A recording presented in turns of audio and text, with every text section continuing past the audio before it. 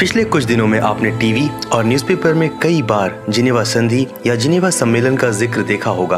आखिर क्या है ये जिनेवा संधि या जिनेवा कन्वेंशन? द्वितीय विश्व युद्ध 1939 से 1949 के बीच हुआ था और युद्ध के बाद की स्थिति बहुत डरावनी थी। लाखों लोग मारे गए थे और उतने ही घायल हुए थे। स्वास्थ्य सुविधाओं की धज्जियां उड़ गई थीं। बीमारियां मृतकों की संख्या को बढ़ाती चली जा रही थीं। सबसे बुरा हाल था युद्ध में बने कैदियों का। 1949 में मानव अधिकारों की रक्षा के लिए स्विट्जरलैंड के शहर जिनेवा में एक सम्मेलन आयोजित किया गया। प्रस्ताव रखा गया कि अंतर्राष्ट्रीय युद्ध में बने कैदियों के उपचार, रखरखाव और सहायता का विशेष ध्यान रखा जाए।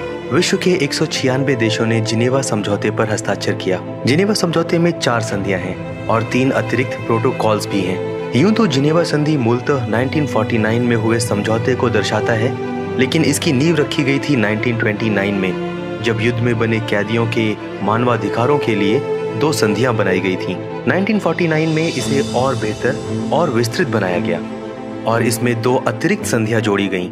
इसके साथ जिनेवा संधि में निर्दोष नागरिकों की रक्षा और अधिकारों के लिए भी प्रावधान बनाए गए हैं, लेकिन जिनेवा संधि का मूल उद्देश्य है युद्ध में बने कैदियों की सुरक्षा।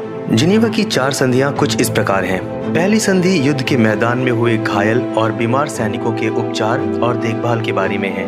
दूसरी संधि युद्ध में पानी के जहाज के टूटने से समुद्र में हुए घायल और बीमार सैनिकों के उपचार और देखभाल के बारे में है। तीसरी संधि युद्ध में बने कैदियों के साथ बर्ताव, रखरखाव, उपचार और मानवीय व्यवहार के बारे में है। चौथी संधि में युद्ध के समय आम नागरिक के अधिकारों की रक्षा का प्राविधान है। जिनेवा की संधियों का बहुत महत्व है।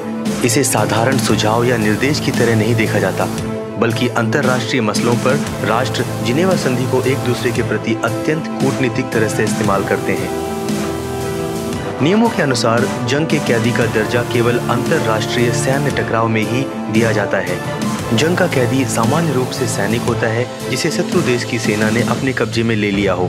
संधि के अनुसार जंग के कैदी के ऊपर शत्रुता या युद्ध में हिस्सा लेने के लिए मुकदमा नहीं चलाया जा सकता। संधि के अनुसार युद्ध के दौरान शत्रु द्वारा कैद कोई सजा नहीं है, बल्कि युद्ध में हिस्सा लेकर और हिंसा फैलाने से रोकने का एक माध्यम है।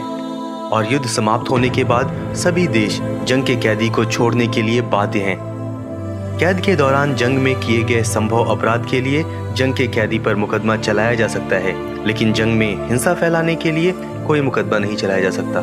संधि में स्पष्ट नियम है कि किसी भी परिस्थिति में जंग के कैदी के साथ मानवता भरा व्यवहार किया जाए। तो आज के इस वीडियो का सारांश ये है कि जिनेवा की संधियां जंग के कैदियों को किसी भी प्रकार की हिंसा, धमकी, अपमान, अत्याचार, भेदभाव और सार्वजनिक जिज्ञासा से सुरक्षित रखती हैं और मौलिक सुविधाएं प्रदान करती हैं।